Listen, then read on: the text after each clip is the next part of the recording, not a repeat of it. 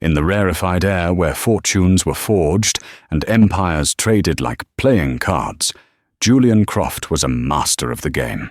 His domain was the past, acquiring not companies, but the forgotten relics of history, a Gutenberg Bible fragment, a Romanov Fabergé egg, the correspondence of a Medici prince. He was a curator of tangible ghosts, a man who believed every object held a story, a soul. Yet, the story of his own soul remained a locked room, its only key a small, intricately carved silver locket shaped like a music box. It was his sole possession from an infancy spent in the sterile quiet of a state-run orphanage. It didn't open. It didn't play. Its silent, fragmented melody was trapped within, a metaphor for the life he could never access, the mother he'd never known. One bitter November evening, Philadelphia was weeping a cold, relentless rain. The city lights blurred into a watercolor of bleeding neons through the armored glass of Julian's Maybach. He had just concluded a 7-figure auction, acquiring a series of letters penned by a Revolutionary War general, yet the thrill of the hunt had evaporated, leaving behind the familiar, metallic taste of solitude. He was 42, a man who could purchase the past of kings, but was utterly bankrupt in his own. The silence in the car was cavernous, broken only by the rhythmic sweep of the wipers and the low thrum of the engine. It was a sound he loathed, the sound of a perfectly engineered, soulless machine carrying him from one gilded cage to another. "Stop the car," he said, the command sharp and unexpected. His driver, a stoic man named Arthur, who had been with him for a decade, glanced in the rearview mirror, his expression unreadable. "Sir, we are in South Philadelphia. Your destination is—" "I know where we are. Stop the car." The Maybach glided to a silent halt on a street lined with brick row houses and the ghosts of industries long dead. It was a neighborhood that time, and men like Julian had forgotten. On an impulse born of a suffocating restlessness, he opened the door and stepped out into the deluge. The shock of the cold rain was a welcome violence against the sterile comfort he inhabited. He told Arthur to wait and began to walk, his handmade Italian leather shoes immediately ruined on the cracked, glistening pavement. He had no destination, only a desperate need to feel something real, something uncurated. The engine of a passing bus coughed a plume of diesel smoke into the air. A block down, a flickering neon sign cut through the gloom, its warm, unsteady light a beacon in the storm. "The Keystone Diner," it read, a single letter buzzing on the edge of darkness. It was the antithesis of his world, worn, unpretentious, and utterly genuine. He could either drown in the rain or seek refuge inside. With a sigh that felt like a surrender, he pushed open the heavy glass door. A small bell chimed, a cheerful, low-tech announcement of his arrival. The air inside was a dense, comforting tapestry of aromas, sizzling onions, brewing coffee, wet wool, and the sweet, almost sacramental scent of pancake batter. The diner was a long, narrow artery of life, with cracked red vinyl booths and a formica countertop worn smooth by the elbows of generations. At the far end, a television murmured a local news report to the few scattered patrons, a couple of construction workers, an elderly woman reading a newspaper, a young family. Julian felt like an alien artifact dropped into a living museum. His bespoke charcoal suit, damp and clinging, was a declaration of otherness. He slid into a booth in the back corner, the vinyl sighing under his weight, and tried to shrink his considerable presence. A young woman emerged from the kitchen, wiping her hands on her apron. She looked to be in her early 20s, her face etched with a weariness that went beyond her years. But her eyes, a clear, intelligent hazel, held a resilient spark. Dark circles smudged the delicate skin beneath them, but her movements were efficient and graceful. She approached his table, a notepad in hand. "Nasty night out there," she said, her voice softer than he expected, with a hint of a smile that didn't quite reach her tired eyes. "Coffee to start?" "Yes." "Black," Julian replied, his own voice sounding clipped and foreign in the warm, cluttered space. As she turned to get the coffee, his gaze was drawn to a small table near the kitchen pass-through. A little boy, no older than 5, sat with a colouring book, his brow furrowed in concentration. He had the same hazel eyes as the waitress. A sudden, violent coughing fit seized the child, a dry, rattling sound that made Julian flinch. The waitress was at the boy's side in an instant, her name tag reading Clara. She knelt, her hand on his back, murmuring soothing words. "Easy, Leo. Just a little tickle in your throat. Let's get you some water, sweet boy." She returned a moment later with Julian's coffee and a small glass of water for her son. "Sorry about that," she said, her focus already divided. "He's getting over a bit of a cold." "Is he all right?" Julian asked, the question surprising him with its sincerity. "He's tough," she said, a flash of fierce pride in her eyes. "Tougher than I am." The boy, Leo, began to fuss, his post-illness crankiness setting in. He pushed the colouring book away, his lower lip trembling. "I don't feel good, Mama." Clara sighed, the sound a mixture of endless patience and bone-deep exhaustion. She sat down on the chair beside him, pulling him gently into her lap. She rocked him slowly, her lips close to his ear, and began to hum. Julian froze. The heavy ceramic mug stopped halfway to his lips. The melody was not the fragmented ghost that haunted his quietest hours. It was not the tinny, broken tune he'd tried to coax from the silver locket with the help of the world's finest horologists. This was the full, complete song, a haunting, achingly beautiful air that flowed with a certainty that sent an electric current through his entire body. The clatter of plates in the kitchen, the drone of the television, the drumming of the rain against the plate-glass window. It all dissolved into a roaring silence, leaving only that impossible music. His heart began to pound against his ribs, a frantic, wild drumbeat. He watched, transfixed, as Clara began to sing, her voice not professionally trained but clear as a mountain spring, filled with a love so potent it was almost tangible. And for the first time in his 42 years, Julian Croft heard the words that belonged to his melody. She sang first in a language he vaguely recognized as an old German dialect, the words soft and guttural, ancient and intimate. Then she seamlessly transitioned into English, her own translation, he guessed, passed down through time. Der Spatz klagt nicht im kalten Schnee. The sparrow laments not in the snow. Though winter winds may bite and blow, he keeps the branch within his sight and waits for dawn to bring the light. Every word was a tumbler falling into place in a lock that had been sealed for 4 decades. It was a song of endurance, of resilience, of unwavering hope in the face of desolation. It was the story of his life. The frozen stream, it cannot run, beneath the pale and weary sun. But deep below, a promise sleeps, a secret that the water keeps. The world tilted, the floor of the diner seeming to drop away beneath him.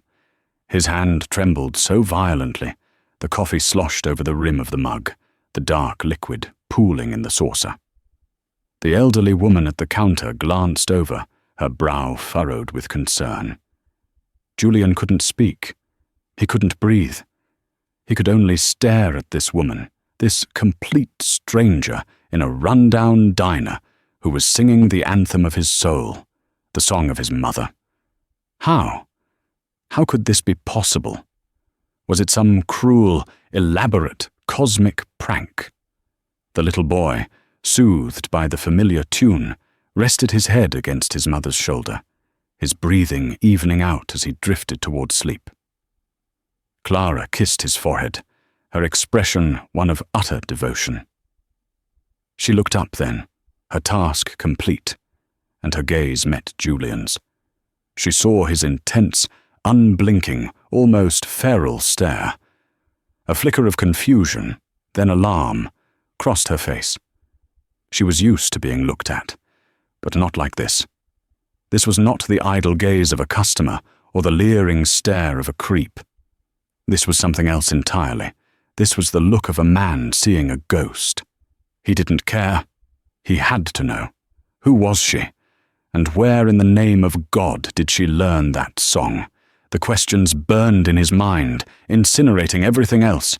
His auction, his portfolio, the Maybach waiting for him in the rain. In that moment, in the humble warmth of the Keystone Diner, the king of the past was just a lost little boy who had finally, impossibly, heard his mother's voice. The connection, once forged in that small diner, was a live wire. Julian's world, a meticulously catalogued collection of grey certainties, was now ablaze with a single, terrifying, vibrant question. For a long, suspended moment, he remained in his booth, a predator frozen in mid-stride. Clara's wary gaze was locked on his, her hand resting protectively on her sleeping son's back. To her, he was a paradox, a man whose suit cost more than her car, staring at her as if she held the secrets to the universe. To him, she was precisely that. His mind, a finely honed instrument of logic and acquisition, fought to regain control over the tidal wave of raw emotion. The first thought that surfaced was a familiar one, a shield he had used his entire life. Suspicion. It was a con. It had to be. His quest for the lullaby wasn't public, but it wasn't a complete secret either. He had employed musicologists, historians, private investigators. A leak was not impossible. He had been the target of elaborate scams before. Forgeries, fabricated provenances, long-lost cousins with outstretched palms. Was this just the most audacious, most cruelly personal one yet? He pushed himself from the booth, his movement stiff, his 6'3" frame casting an imposing shadow that fell across her table. He walked toward her, not with the casual gait of a diner patron, but with the focused, predatory stride of a man closing in on a target. Clara instinctively tightened her hold on Leo, her posture shifting from weary resignation to defensive defiance. "My name is Clara," she said, her voice quiet but laced with steel, a clear warning shot across his bow. "Can I help you with something, sir?" Julian ignored the civility. His voice, when it came, was a low, dangerous rumble, stripped of all pleasantry. "The song, the one you were just singing." He paused, his eyes boring into hers. "Where did you learn it?" Clara blinked, taken aback by the sheer aggression. I don't understand. It's just a lullaby. A family song." "It is not just a lullaby," Julian bit out, the ironclad control he exerted over his empire fraying at the seams. "That song is private. It belongs to my family." A flicker of disbelief, then sharp offense, ignited in Clara's hazel eyes. She had dealt with drunks, creeps, and entitled bullies her entire working life. But this was a different species of strange. The raw, desperate energy radiating from him was profoundly unsettling. "I think you're mistaken," she said, her tone hardening. "That was my great-grandmother's song. She sang it to my grandmother, who sang it to my mother, and now I sing it to my son. It belongs to my family, and it has for a very long time." Her conviction was absolute, a bedrock of certainty. There was no flicker of deceit in her eyes, only the fierce, protective pride of a woman whose most sacred inheritance was being challenged by an intimidating stranger. This wasn't the performance of a grifter caught in a lie. This was the righteous indignation of a guardian of a legacy. Julian's cynical theory began to fracture, replaced by a dizzying, untethered confusion. "Your great-grandmother?" he pressed, his mind racing, trying to build a new framework for this impossible reality. "What was her name? Where was she from?" "Her name was Lena Schmidt," Clara answered, her chin tilted up defiantly. "And I really don't see how any of that is your business." A large, burly man with a flour-dusted apron and a name tag that read Saul began to move out from behind the counter, a heavy metal ladle held loosely in his hand like a club. "Everything okay over here, Clara?" "I'm fine, Sal," she said, but she didn't take her eyes off Julian. Julian held up a hand, a gesture of de-escalation that felt foreign and clumsy. The CEO's battering-ram approach was failing. He needed a different key for this lock. He needed to do the one thing he never did: show his vulnerability. He retreated a step and, in a move that was both an intrusion and a plea, slid into the opposite side of her small two-person table. The leather of his $1,000 shoes squeaked against the cheap linoleum floor. "My name is Julian Croft," he said, his voice softer now, stripped of its menace and laced with a weariness that was utterly genuine. "I was an orphan. Left at a state home as an infant. I never knew my parents." He paused, the words tasting like rust in his mouth. "The only thing I have from my mother is a silver locket. It's a music box, but it's broken. It holds a fragment of that tune. Just a few bars. For my entire life, I've been trying to find the rest of it, to learn where it came from. Until tonight, I believed I was the only person on Earth who knew it existed." He reached inside his suit jacket, into the hidden pocket where it always rested against his heart. He pulled out the small silver locket. It wasn't shiny. It was tarnished with the patina of age and the oils of his own skin from decades of handling. He placed it on the Formica tabletop between the salt shaker and a sticky patch of syrup. The locket was carved with an intricate, stylized image. A single, small bird perched on a barren branch against a backdrop of falling snow.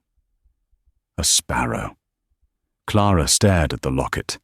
Her defensive posture slowly dissolved, replaced by a wide-eyed, dawning comprehension. She looked from the small silver bird to Julian's face, searching his features, the sharp line of his jaw, the intense, deep-set eyes, as if trying to place him in a story she had heard long ago. The silence in the diner was now a sacred space, thick with the weight of unspoken history. "Der Spatz klagt nicht im kalten Schnee," she whispered, reciting the first line of the lullaby in German. Her gaze was fixed on the engraving. "The sparrow laments not in the snow." It was more than a confirmation, it was a catechism. The symbol and the song were one. "My Oma Lena," Clara said, her voice barely a whisper. "She used to carve them, little wooden sparrows. She told me the story. The sparrow was a symbol for our family, for people who came from the old country with nothing. It meant we don't flee the winter. We endure it. We wait for the light." Julian felt a wave of vertigo so profound he had to grip the edge of the table. This was real. The connection was terrifyingly, miraculously real. This exhausted waitress in this forgotten corner of Philadelphia held the Rosetta Stone to his entire existence. "I need your help," he said, the words feeling alien on his tongue. He was a man who gave commands, who brought solutions. He never, ever asked for help. "I need you to tell me everything. Everything your great-grandmother told you about that song, about that symbol. I need to know the story."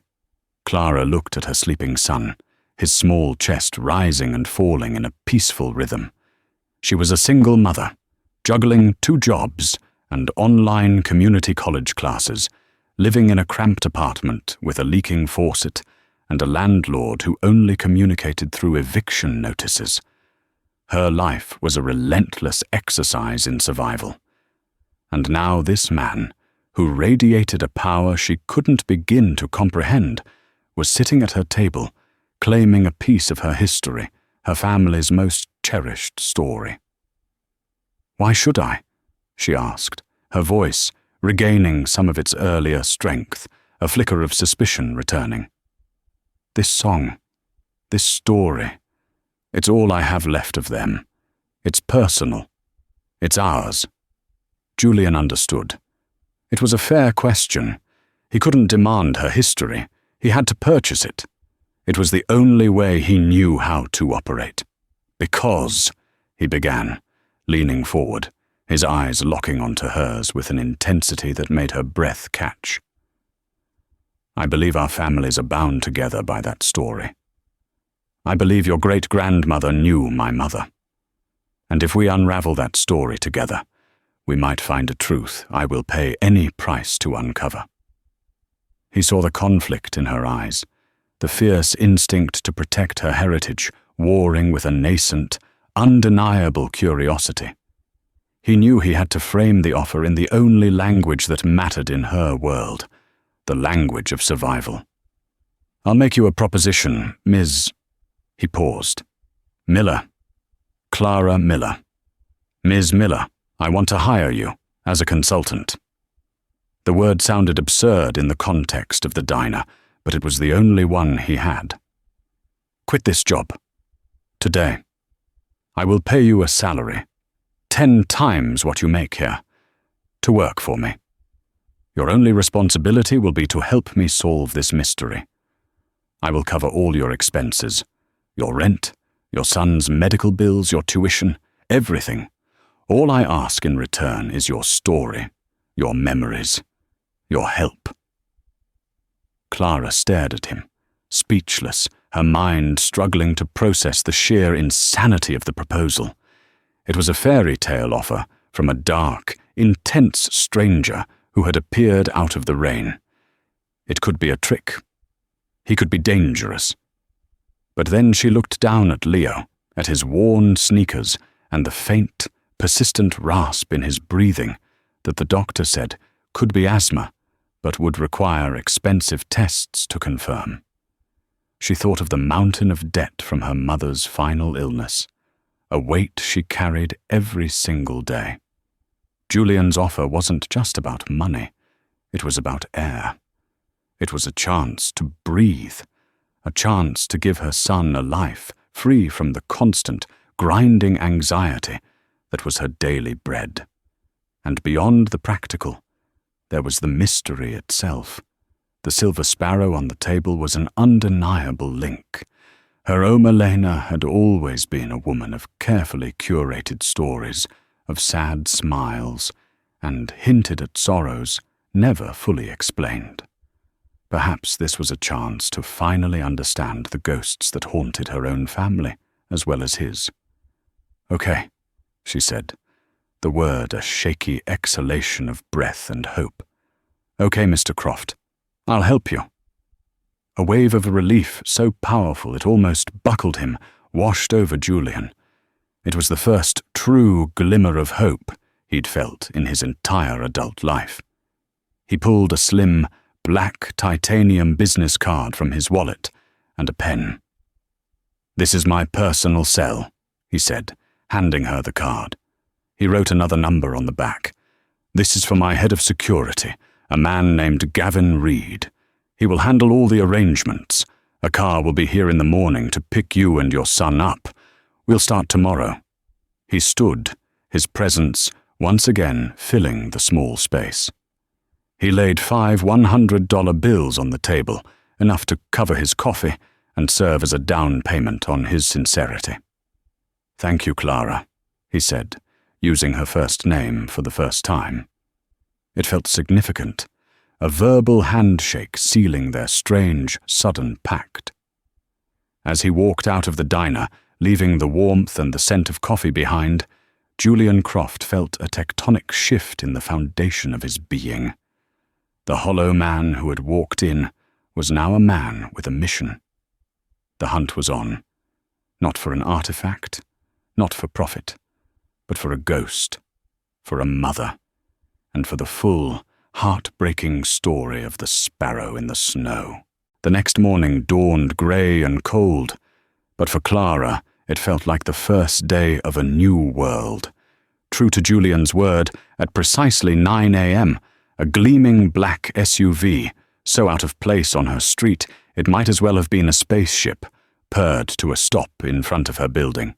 A calm, professionally dressed man with watchful eyes introduced himself as Gavin Reed. He had already installed a state-of-the-art car seat for Leo, who looked at the vehicle's leather interior and embedded television screens with wide-eyed wonder. Their first destination was not one of Julian's sterile offices, but a place of Clara's choosing, her great-grandmother Lena's house, a small, clapboard cottage in a quiet, rural corner of Chester County, an hour outside the city. It had sat unoccupied since Lena's passing 5 years prior, a place Clara hadn't had the heart or the funds to properly clear out. It was, she had told Julian over a brief, professional phone call, a house full of stories. Julian was already there when they arrived, standing on the porch, looking strangely at home in the rustic setting, despite his immaculate cashmere coat. He had dismissed Gavin for the day, wanting no intermediaries in this delicate excavation. She kept everything, Clara explained, her voice soft as she unlocked the front door. The air that greeted them was cool and still, smelling of dried lavender, old paper, and beeswax. The house was a perfectly preserved time capsule. Furniture was draped in white sheets, and every surface held small, personal treasures, pressed flowers in simple frames, porcelain figurines, and stacks of books in German and English. She said every object had a memory attached, Clara continued, leading him through the small, tidy rooms. That throwing something away was like tearing a page out of your own life. On the mantelpiece, a collection of small, hand-carved wooden sparrows stood in a silent flock, each one unique, their tiny wooden eyes seeming to watch them. Clara led him to a small study at the back of the house. Against one wall stood a large, dark oak secretary desk. This was her sanctuary, Clara said. She was a storyteller. She wrote down everything. Clara sat at the desk and began to open the small, neatly labelled drawers. They were filled not with bills or junk, but with bundles of letters tied with faded ribbon, journals with worn leather covers, and albums of sepia-toned photographs. For hours they worked in a quiet, reverent partnership.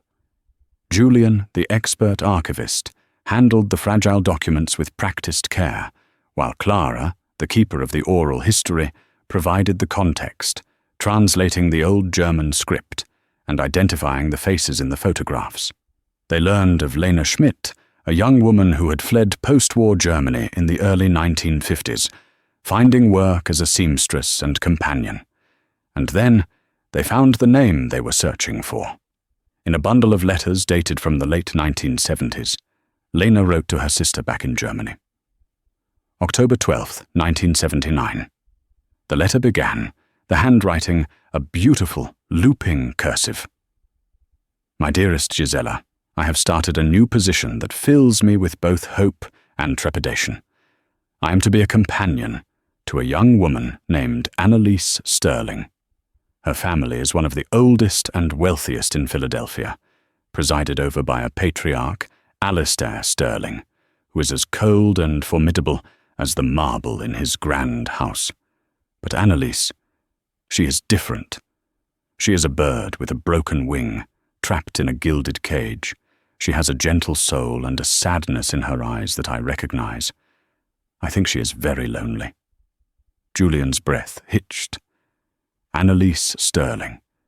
The name felt like a physical weight in the room.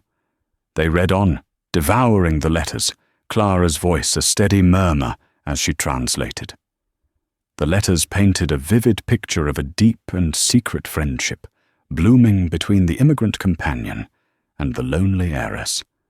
Annalise, it turned out, was a gifted pianist and poet, stifled by her domineering father, who saw her artistic inclinations as a frivolous weakness. April 5th, 1980. Annalise has a secret, a beautiful, wonderful secret. His name is Eric. He is a musician, a cellist with the city orchestra, with no money to his name, but a fire in his soul that matches hers. He comes to the house to give her lessons, but I know it is more than that. I see the way she comes alive when he is here. Her father, Mr. Sterling, would be apoplectic if he knew. He wants her to marry a man of his choosing, a man of business. I help them. I stand watch. I cover for them. It is a dangerous game, but to see the light return to her eyes, it feels like the most important work I have ever done. Julian felt a strange resonance with this phantom father, this Eric, a musician. It explained the soul of the melody, the poetry of the lyrics. Then came the letter that changed everything. July 22nd, 1980. Gisela, the most wonderful and terrifying thing has happened. Annalise is with child, Eric's child. She is ecstatic and terrified. Her father would ruin Eric, and he would... I don't know what he would do to her. We must keep this secret. Eric has been composing a lullaby for the baby. He wrote the most beautiful, haunting melody on his cello, and Annalise, my sweet poet, penned the words. It is based on the old stories I told her about our family, about the sparrow that endures the winter. Der Spatz klagt nicht. She says it is their promise to their child, that no matter the hardship, they will endure for him. They sang it for me last night. It was the most beautiful and heartbreaking thing I have ever heard. There it was, the Genesis. The lullaby wasn't just a song, it was a vow, a collaboration of love between his mother and father, a promise to their unborn child. But at the bottom of the oak desk, tucked away in a false bottom Clara had never known existed, they found a single, thick, leather-bound journal. Lena's private diary. The final entries were frantic, the elegant script devolving into a tear-blotched scrawl. March 14th, 1981. He knows. Alistair Sterling found out everything. He came to my rooms today. I have never seen such cold fury in a man's eyes. He called Eric a fortune-hunting parasite. He called Annalise a disgrace who had sullied the Sterling name. He has locked her in her rooms. He told me my services were no longer required. He threatened me. He said if I ever spoke of this to anyone, he would see to it that I never worked in this country again, that my family back home would face consequences. He has power, the kind that crosses oceans. March 18th, 1981. The baby was born 2 days ago, a healthy boy, Annalise's beautiful baby boy. A nurse, paid by Mr. Sterling, let me see him for only a moment. He has his mother's eyes. Then they took him. They are sending him to a state home, nameless, to be lost in the system. Before they forced me to leave, Annalise managed to press something into my hand. It was the small silver music box Eric had made for her, with the sparrow carved on it. "For my son," she whispered, her face a mask of grief. "So he will know the story." It was all she could do. I have failed her. I have lost my friend, and a little boy has lost everything. The diary ended there. The remaining pages were blank. The small study was silent, save for the ticking of a grandfather clock in the hall. Clara closed the journal, her face pale. She looked at Julian, and for the first time, she saw him not as a billionaire, not as her employer, but as the infant from the diary. The baby boy her great-grandmother had mourned in secret for the rest of her life. "My Oma Lena," Clara whispered, tears welling in her eyes. She carried this secret, this sadness, for you, for your mother, for 40 years. Julian felt a storm of emotions, a white-hot rage at this Alistair Sterling, a profound, aching sorrow for the young, terrified parents he never knew, and a deep, soul-shaking gratitude for Lena Schmidt, the woman who had safeguarded his only link to them. He looked at Clara, the waitress from the diner, the great-granddaughter of his mother's only friend and confidant. Their lives weren't just connected by a song. Their families were woven together by a shared history of love, loyalty, and tragedy. She wasn't just a key to his past. She was family. Gavin Reed, whom Julian had finally called, arrived within the hour. He had been running a preliminary background check on the Sterling name while they worked. He stood in the doorway of the small study, his face grim as he looked at his tablet. "Alistair Sterling," Gavin said, his voice cutting through the heavy emotional air. "He's 92 years old, a titan of Philadelphia society. Old money, immense political influence. His public image is impeccable, a patron of the arts, major philanthropist. He's untouchable." Gavin paused, swiping on the screen. "And according to public records, his daughter, Annalise Sterling, has lived with him her entire life. There's no record of a child. But there's something else. For the last 40 years, she's been under his legal conservatorship. The official reason, cited in sealed court documents from 1981, is debilitating anxiety and a hereditary memory disorder." Julian's jaw tightened, the muscles flexing. The grief in his heart was crystallizing into something harder, colder. Resolve. "He didn't just get rid of me," Julian said, his voice a low growl. "He convinced the world, and maybe even her, that I never existed, that she was sick. He buried her alive," Clara whispered, horrified. "He's not untouchable," Julian declared, his eyes like chips of ice. "No one is." He looked at Gavin. "I want to see him. Arrange a meeting." "Sir, a direct confrontation is risky," Gavin advised. "He'll deny everything. He'll bury us in lawyers." "Let him try," Julian said. "He needs to know his secret is out. He needs to see the son he tried to erase. I want to look him in the eye when I tell him I'm coming for my mother." The hunt was no longer just for a story. It was for a reckoning. The war with Alistair Sterling began not with a bang, but with the silent, chilling courtesy of old money. 2 days later, Julian was granted an audience at the Sterling family estate in the old moneyed enclave of the main line. The mansion was a fortress of fieldstone and ivy, set on acres of manicured land that seemed to hold the autumn chill at bay.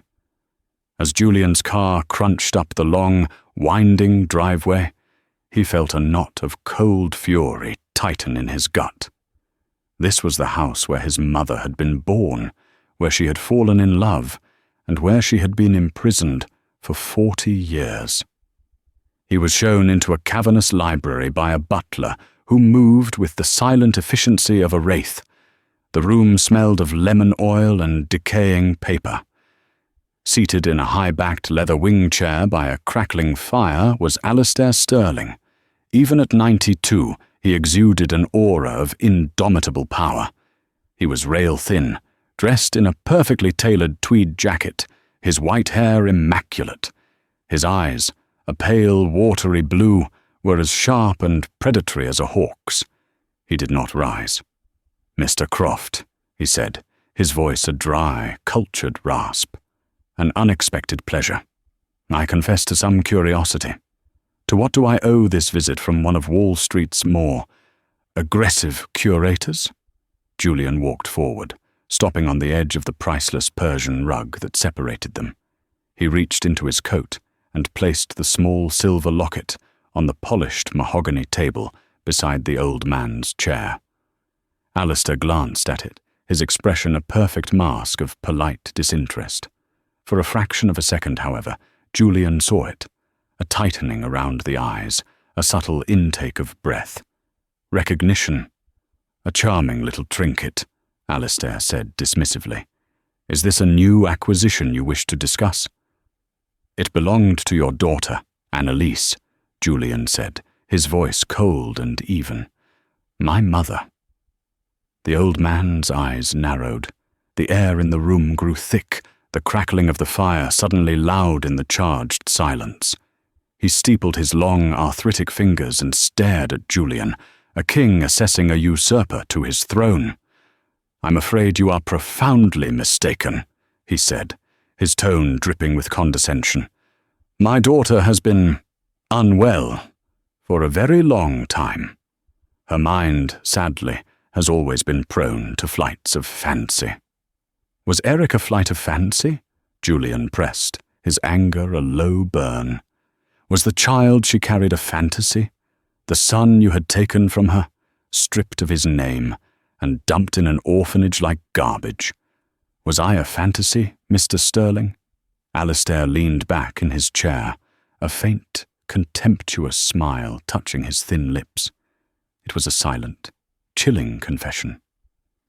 "You have a certain intensity," the old man mused, "just like him, the musician.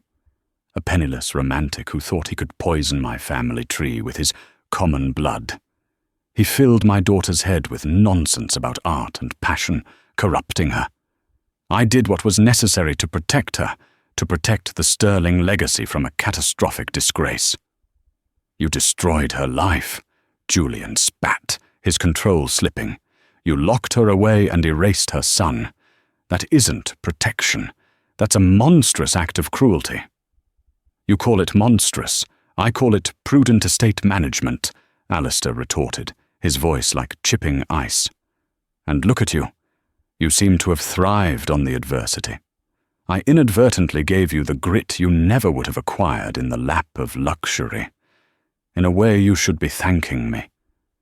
As for Annalise, she is safe. She is cared for. Her condition is managed with the finest medical care.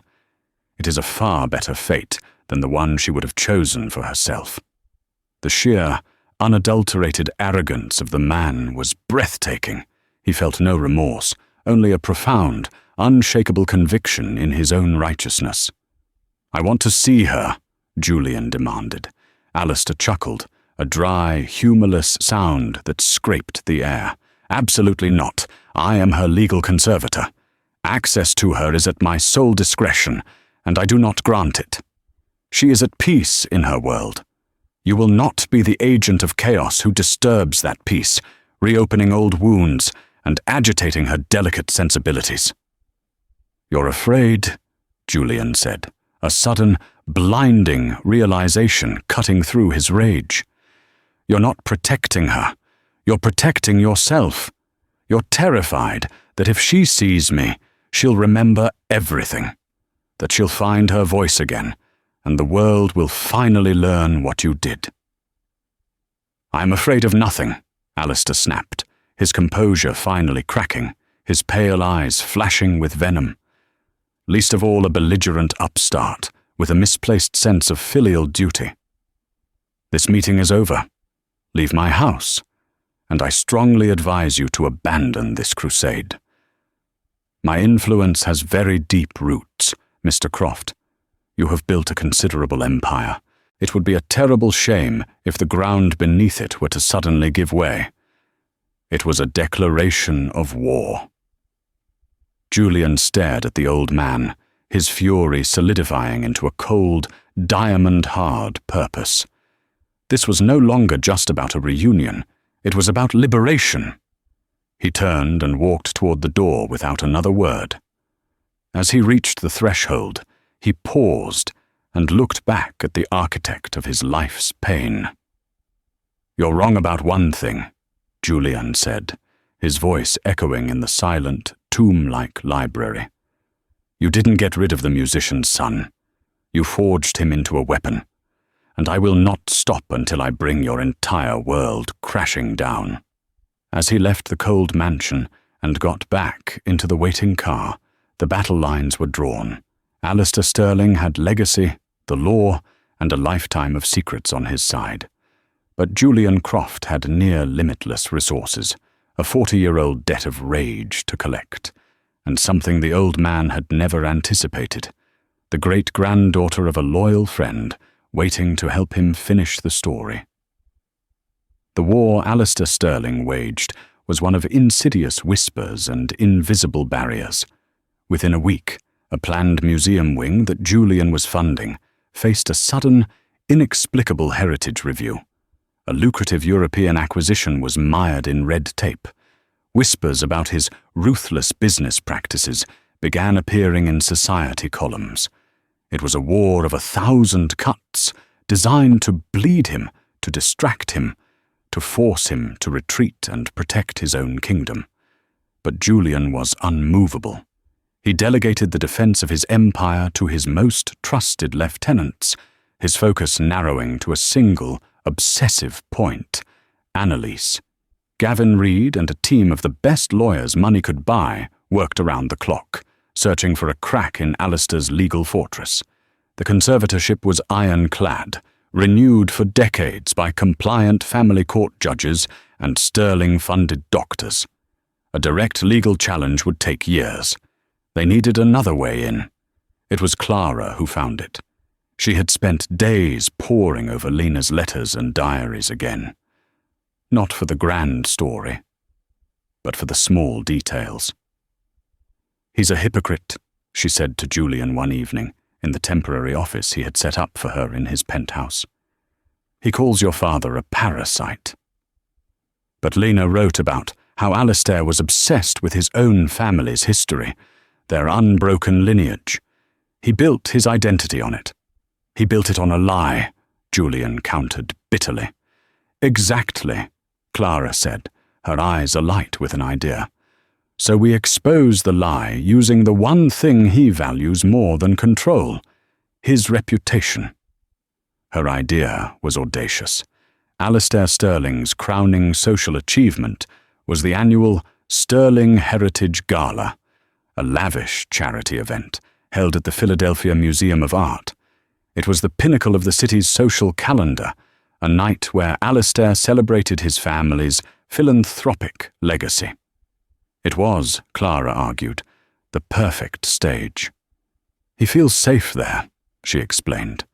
"He's surrounded by his power, his influence. He would never expect an attack in the heart of his own kingdom." The plan they devised was intricate, requiring a combination of Julian's financial might and Clara's unique, inherited knowledge. Julian made a 7-figure anonymous donation to the museum, securing a table at the gala and a private pre-event tour of the collection. Meanwhile, Clara, with the help of Julian's researchers, dove into the specifics of the Lullaby's origins, tracing the specific German dialect and the symbolism of the sparrow to a tiny, forgotten village in the Black Forest. The night of the gala was a spectacle of wealth and power. The museum's great hall was awash in champagne and the murmur of the city's elite. Alistair Sterling stood at the center of it all, a benevolent patriarch accepting the adulation of his court. He looked regal, untouchable. Julian made his entrance, a quiet predator in the glittering flock, and was greeted by Alistair with a smile that was pure ice. "Mr. Croft, I'm surprised to see you here. I thought you'd be busier putting out fires." "I enjoy a good party," Julian replied smoothly, his eyes scanning the room. The plan was in motion. Clara was not on the guest list.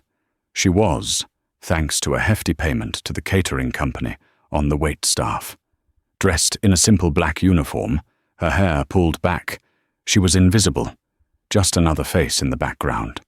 She moved through the crowd, her heart pounding, a small, hand-carved wooden sparrow, one of Lena's originals, tucked in her apron pocket.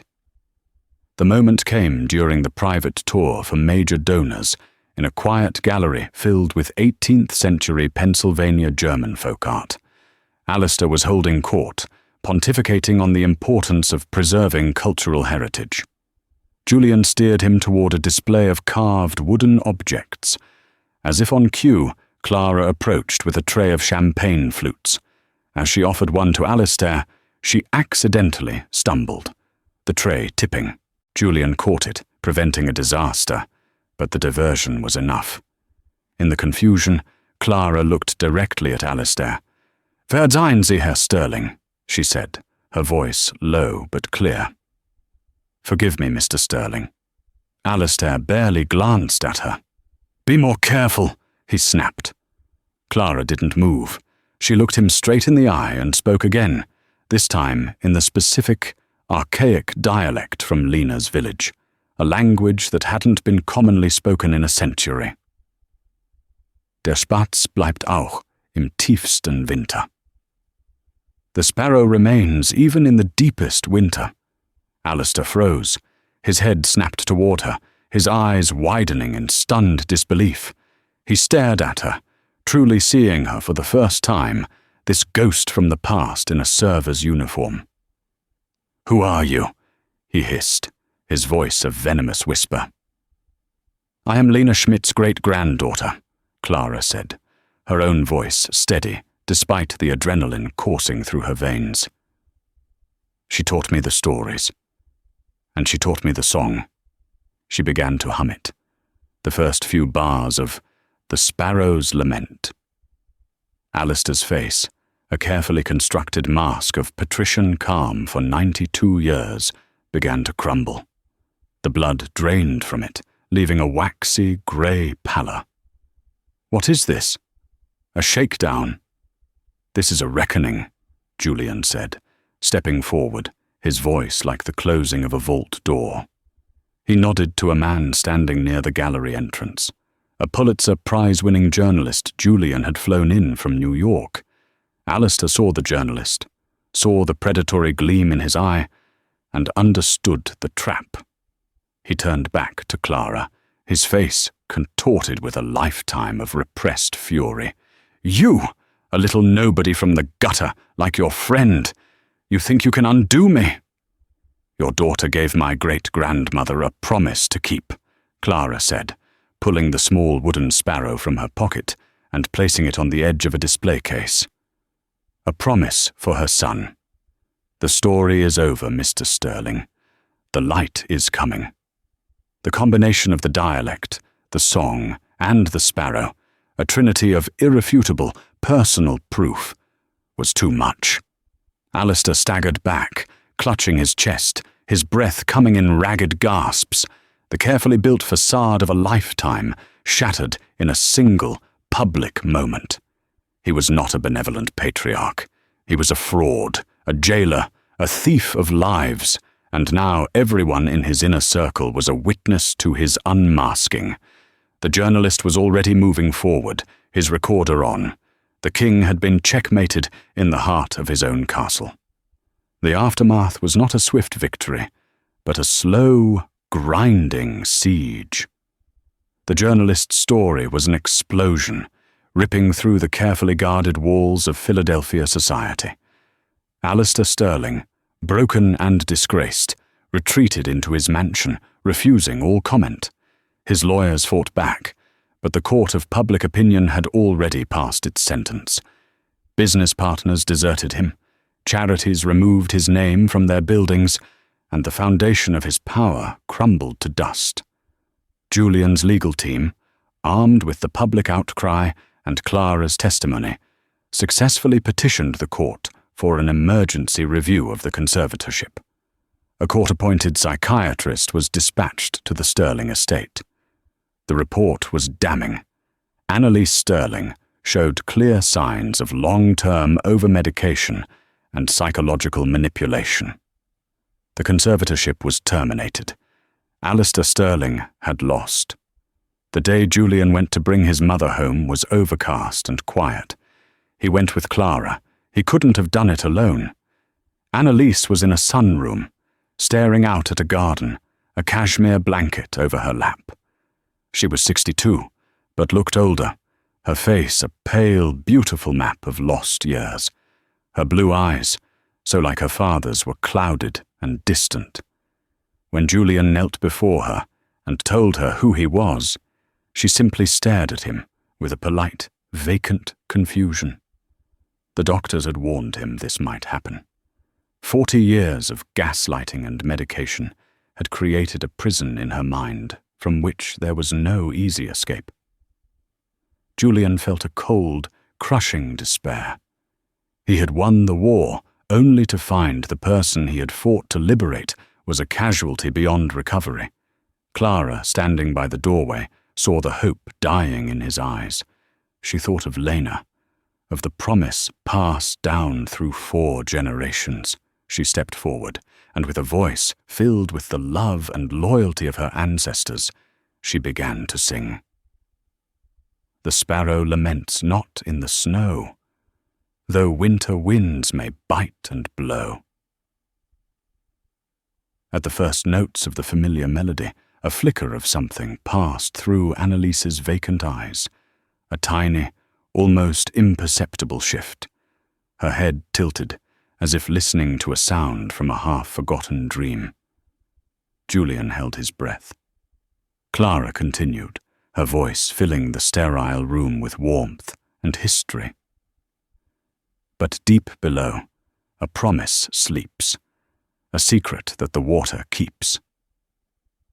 Annalise's pale, slender fingers, which had been resting limply on the blanket, twitched, her lips parted.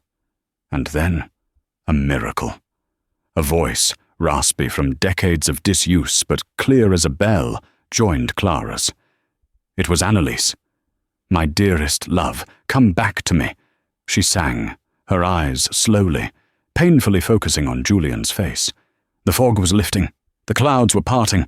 The memories, suppressed for a lifetime, were flooding back. The love, the loss, the baby she thought she'd never see again.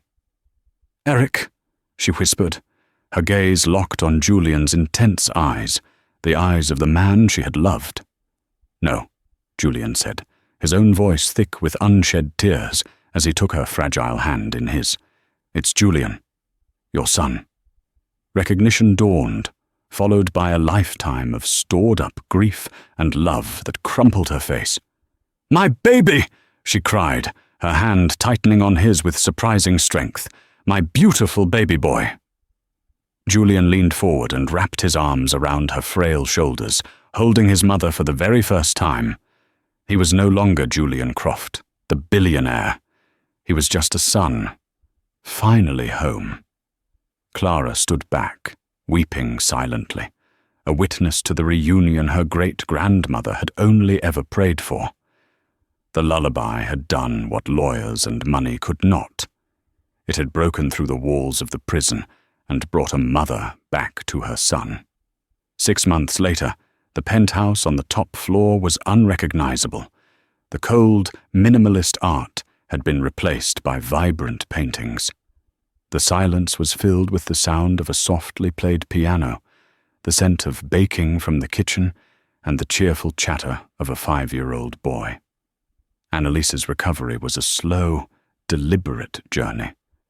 Not a fairy tale transformation. There were days of confusion, fits of weeping for the lost years. But each day, with the help of the best therapists and the unwavering presence of her son and Clara, more of her returned. She was rediscovering the world and herself. Julian found her one afternoon at the grand piano, her fingers moving slowly over the keys, picking out the melody of the lullaby. Leo sat beside her, watching intently.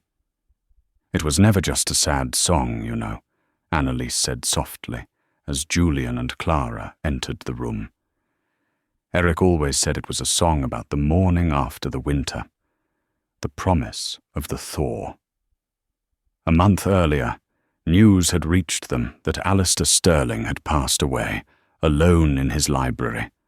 There was no triumph, only a quiet, somber acknowledgement of a life consumed by pride and fear. Julian reached into his pocket and pulled out the small silver locket. He had finally had it repaired by a master watchmaker in Switzerland. He handed it to his mother. "It's for you," he said. Anneliese took it, her fingers tracing the familiar carving of the sparrow. With a gentle twist, she opened it. The tiny, intricate mechanism whirred to life, and the clear, perfect notes of "The Sparrow's Lament" filled the room. It was no longer a fragment. It was whole. She looked from Julian to Clara, her gaze filled with a profound, quiet gratitude. She then looked at Leo, who was now trying to mimic the melody on the high keys of the piano. "The promise of the thaw," Anneliese whispered, a real smile, the first Julian had ever seen, gracing her lips. "It turned out to be more beautiful than we ever dreamed." She closed the locket and handed it back to Julian. "Our story is complete." Julian closed his hand around the small piece of silver. It no longer felt like a link to a ghost, but a testament to survival, to the enduring power of a promise kept. He looked at Clara, his partner in this impossible journey, and at his mother, resurrected by a simple song. He realized the emptiness he had spent his life trying to fill with priceless objects had finally been vanquished. His true wealth wasn't in his vaults. It was right here, in this room, in the echoes of a lullaby that had finally brought everyone home.